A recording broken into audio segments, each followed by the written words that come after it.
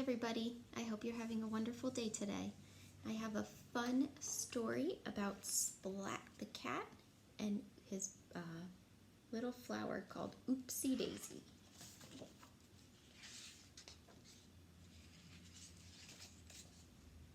It was almost springtime.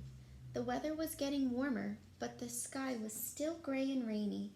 Splat thought being stuck inside was a waste of a Saturday afternoon. Splat perked up when a sopping wet Seymour scurried into his room. Seymour was carrying a weird-looking seed. "Where did you get that?" asked Splat.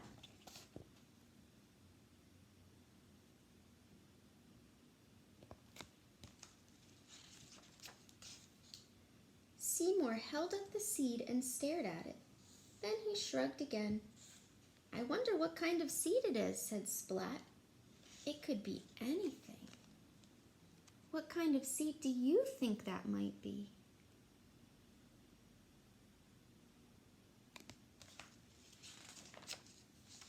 "Well, there's only one way to solve this mystery, Seymour. Let's see if we can make it grow." "I think we need to plant it first," Splat said. "But I've never planted anything before. Do you know how to plant a seed?" Seymour shrugged.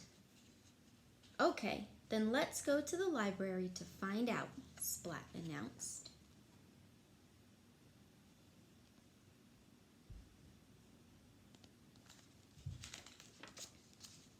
Splat and Seymour walked straight to the library to look for a book about gardening.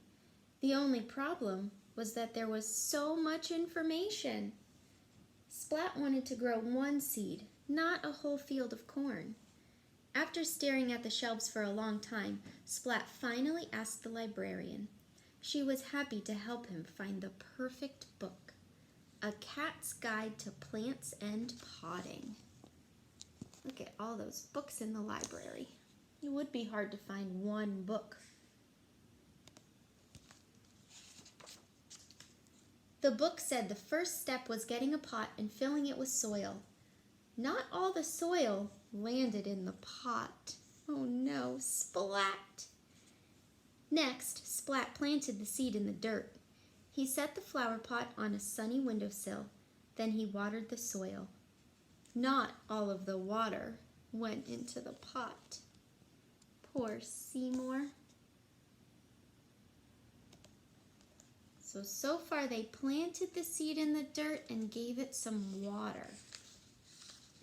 Splat checked the flower pot every day. He hoped and hoped for any sign of a sprout.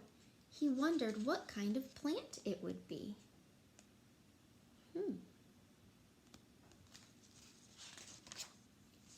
Maybe the seed would grow into a wild garden of roses.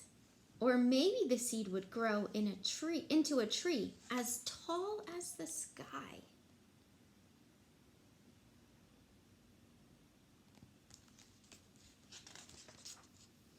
Splat couldn't wait to see what grew.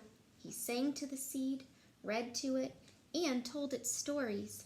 For 2 whole weeks, Splat waited and waited for the seed to do something.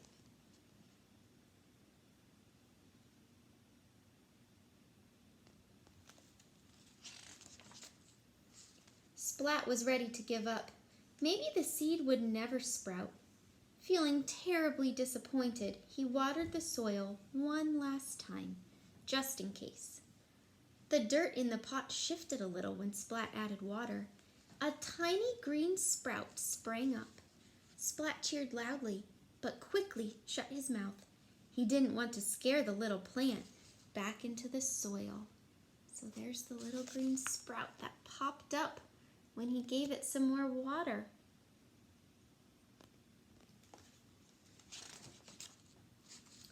During the next week, the sprout grew a few straggly leaves. Splat was thrilled when a few days later a little bud appeared atop the stem. Right there. The next day, the bud opened and a bloom blossomed.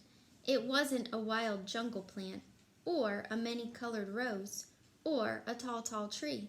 It was a flower, a little daisy, and Splat knew just who to give it to.